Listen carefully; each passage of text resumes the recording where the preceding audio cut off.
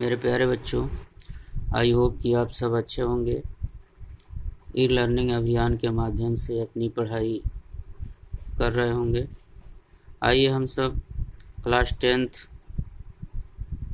के विज्ञान विषय के अंतर्गत अवतल दर्पण द्वारा प्रतिबिंब का बनना या दर्पण द्वारा प्रतिबिंब कैसे बनता है, इसको हम लोग सीखेंगे। इसके पहले हम लोग अवतल दर्पण द्वारा या गोलीय दर्पण द्वारा प्रतिबिंब के बनने के 3 नियम हम लोग पढ़ चुके हैं। पिछले वीडियो में हम लोगों ने पढ़ लिया है। उसी के माध्यम से यानी उन्हीं तीनों नियमों का प्रयोग करके हम लोग गोलीय दर्पणों द्वारा प्रतिबिंब का बनना सीखेंगे, जिसमें पहला टॉपिक है अवतल दर्पण द्वारा प्रतिबिंब का बनना। पहले अवतल दर्पण द्वारा सीखेंगे, उसके बाद उत्तल दर्पण द्वारा सीखेंगे। तो आइए हम लोग अवतल दर्पण द्वारा प्रतिबिंब का बनना सीखते हैं। पहला कंडीशन है, यानी पहली स्थिति है, जब वस्तु अनंत पर स्थित हो। अनंत का मतलब बहुत दूर, यानी जिसकी कल्पना की जा सकती है वहाँ हम पहुँच नहीं सकते हैं। तो एक हमारा अवतल दर्पण है, जिसको हम लोग ऐसे रेखांकित बनाए हुए हैं। वस्तु को अनंत पर दिखाया गया है, अनंत लिखा गया है। यहाँ वस्तु एक रखी गई है, जिसको हम लोग एक सिंबल दे देते हैं ए बी, यानी ये भी एक वस्तु है। ये शीर्ष है इसका और ये आधार है। तो वस्तु को अनंत पे, यानी सिर्फ कल्पना की जा रही है। वस्तु जो है हम अनंत पे पहुंच नहीं पाएंगे। एक कल्पना किया जा रहा है कि वस्तु हमारे दर्पण से बहुत दूर है। तो बहुत दूर से किरण आने वाली चलते चलते समांतर हो जाती है। तो हमारा जो मुख्य अक्ष है, इसके समांतर ये किरण आएगी।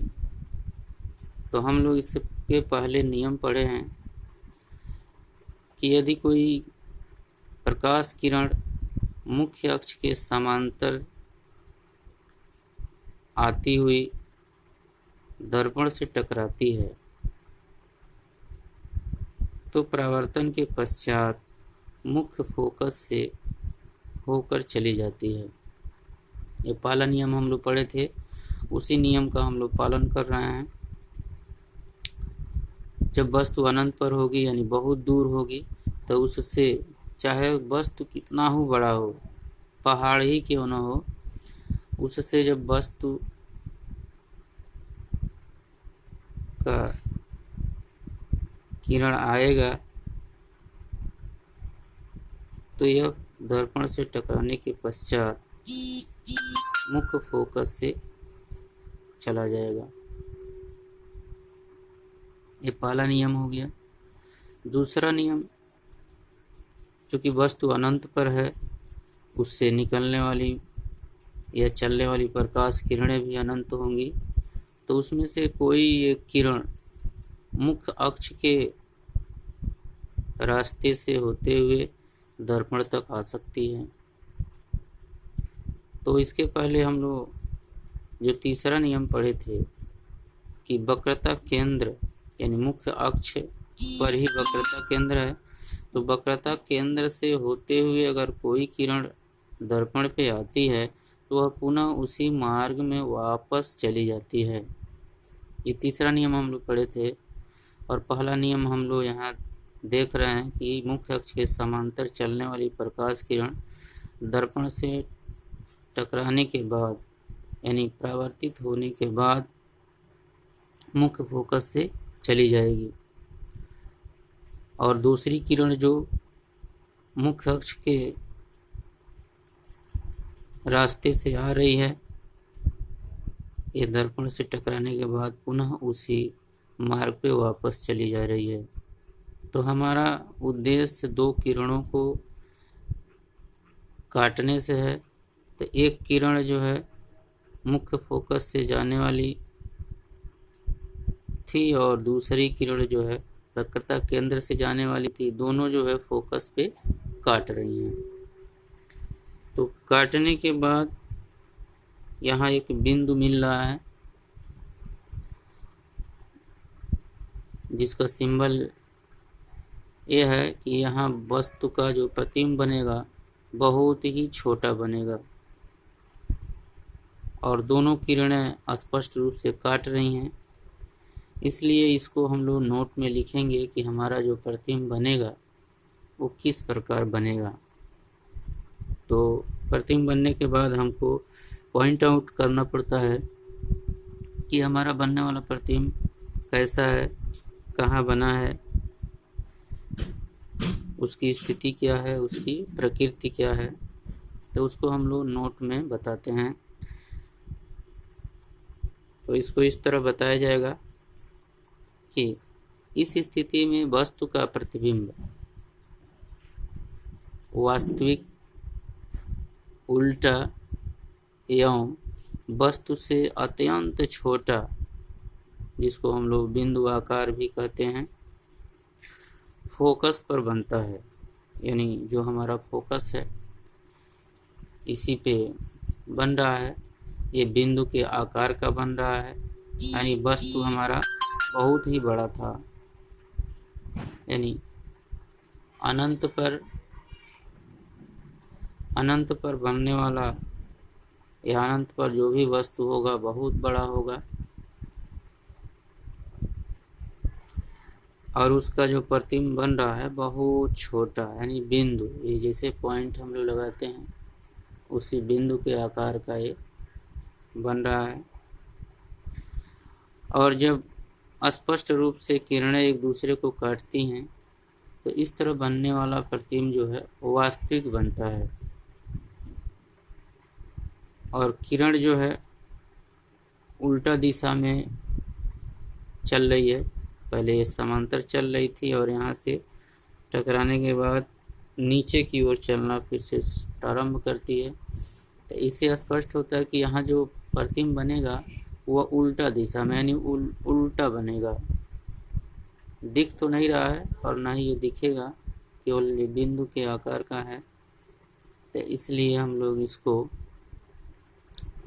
उल्टा बोल सकते हैं, वास्तविक बोलेंगे क्योंकि पर्दे पर प्राप्त किया जा सकता है, और अत्यंत छोटा यानी बिंदु के आकार का बन रहा है। तो जो पहला हमारा प्रतिबिंब बनने का जो शर्त था कि वस्तु को अनंत पे रखा जाएगा, यानी वस्तु जो है बहुत दूर होगी, जिसको हम लोग देख भी नहीं सकते हैं, यानी बहुत ही दूर होगा। अगर इस तरह इस कंडीशन में प्रतिबिंब बनेगा तो वह एक बिंदु के आकार का बनेगा। अगला कंडीशन देखते हैं हम लोग।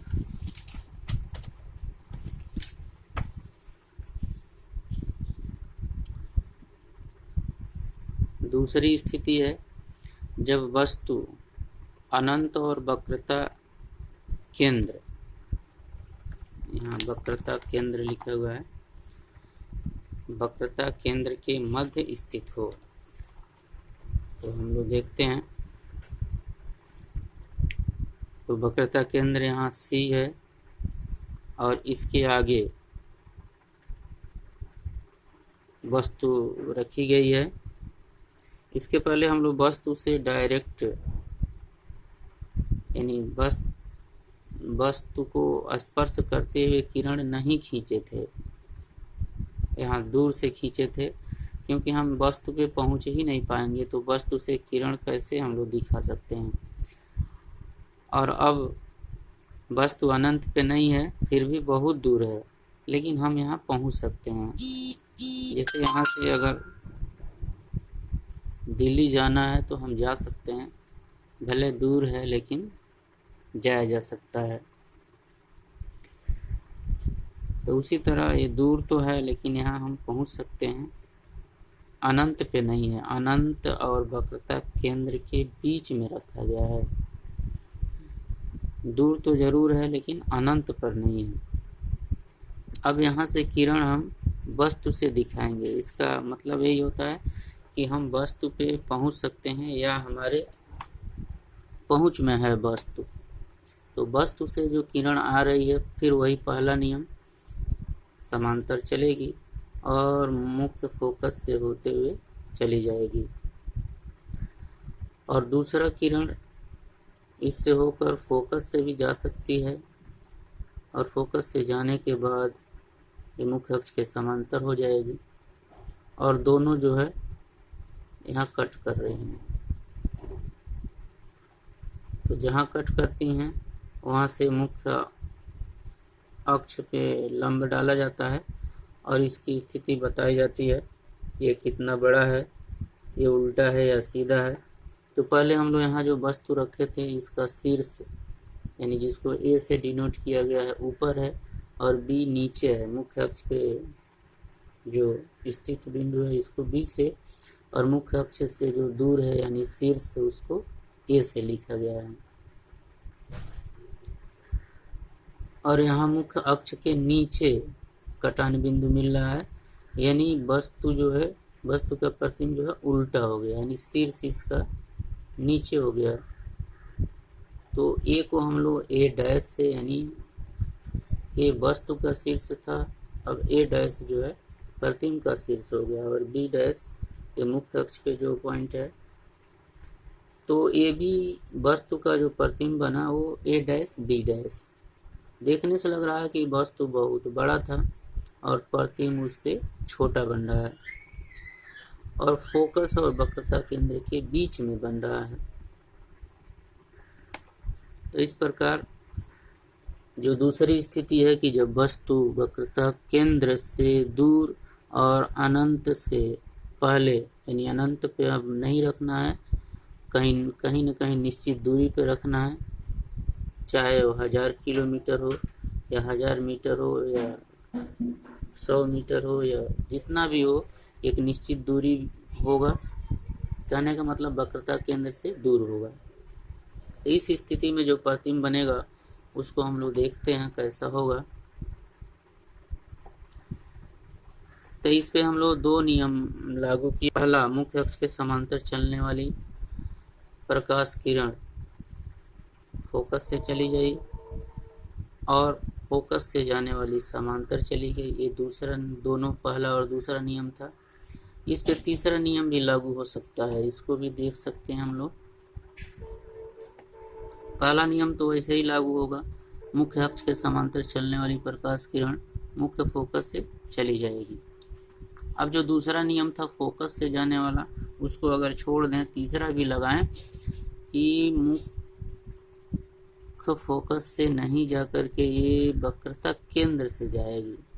तो वक्रता केंद्र से जाने वाली पुनः उसी मार्ग से वापस रिटर्न जाती है, यानी उसी मार्ग पे वापस चली जाती है। ये अपना रास्ता नहीं बदलती है, विचलित नहीं होती है। तब भी ये दोनों किरण यहीं काट रही हैं जो पहले, जहाँ पहले प्रतिबिंब बना था जो स्थिति में, तो दूसरे नियम से यहाँ कटान बिंदु मिला था। अब यहाँ जो है तीसरे नियम से, यानी वक्रता केंद्र से जाने वाली प्रकाश किरण पुनः उसी मार्ग से वापस चली जाती है। इससे भी प्रतिबिंब वहीं बनेगा।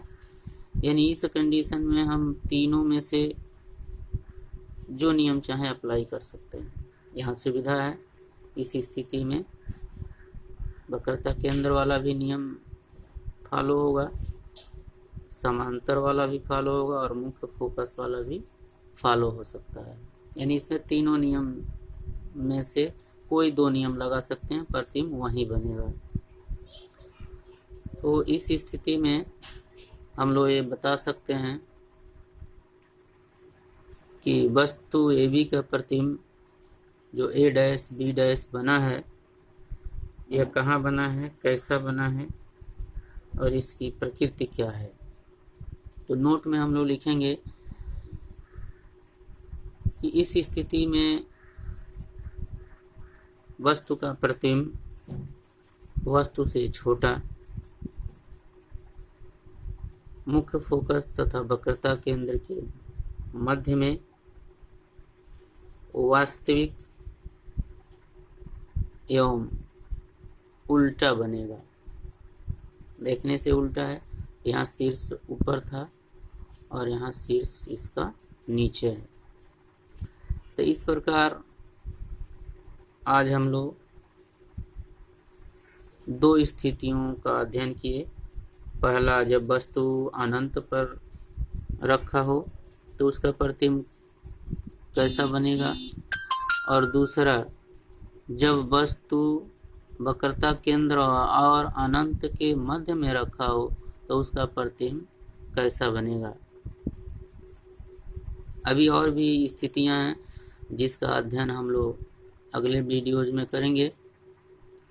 अतः आप लोगों से रिक्वेस्ट है कि इसका अध्ययन करें और अपने मित्रों में इस वीडियो को शेयर करें, सबको बताएं कि अब क्लास चलना शुरू हो गया है।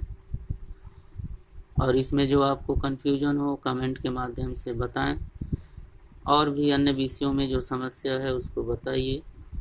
विद्यालय परिवार आपकी समस्याओं को सॉल्व करने के लिए तत्पर है।